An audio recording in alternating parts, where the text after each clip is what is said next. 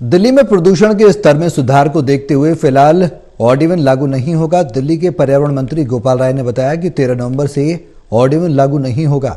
फिलहाल इसको स्थगित किया गया है। दिल्ली में 13 नवंबर से 20 नवंबर तक ऑड इवन लागू होना था और अब दिवाली के बाद समीक्षा की जाएगी।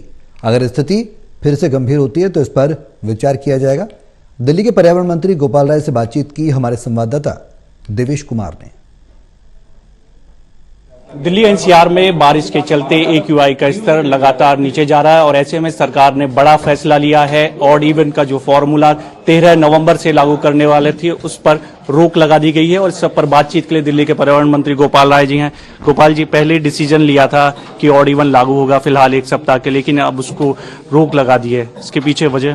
क्योंकि दिल्ली के अंदर पिछले हफ्ते 450 से ऊपर प्रदूषण का स्तर पहुंच गया था। उसको देखते हुए सरकार ने दिल्ली में ऑड इवन 21 तारीख से लागू करने का निर्णय लिया था 13 से 20 तक का।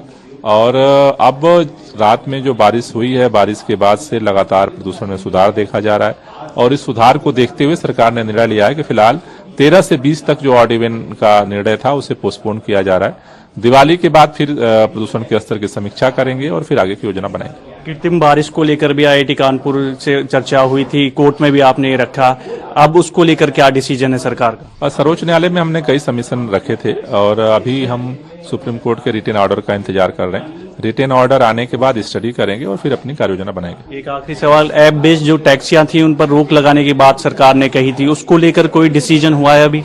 वो ऑर्डर का इंतजार कर रहे हैं। ऑर्डर एक बार स्टडी करेंगे फिर निर्णय लेंगे। तो बिल्कुल, अब क्योंकि लगातार बारिश हो रही है और ऐसे में AQI का स्तर लगातार नीचे जा रहा है, सरकार ने डिसीजन लिया है कि फिलहाल जो 13 नवंबर से ऑड इवन लागू होने वाला था वो रोक दिया है और इस पर आगे समीक्षा सरकार करेगी और उसके बाद फैसला लेगी। कैमरामैन शूरवीर के साथ देवेश कुमार, टोटल न्यूज, दिल्ली।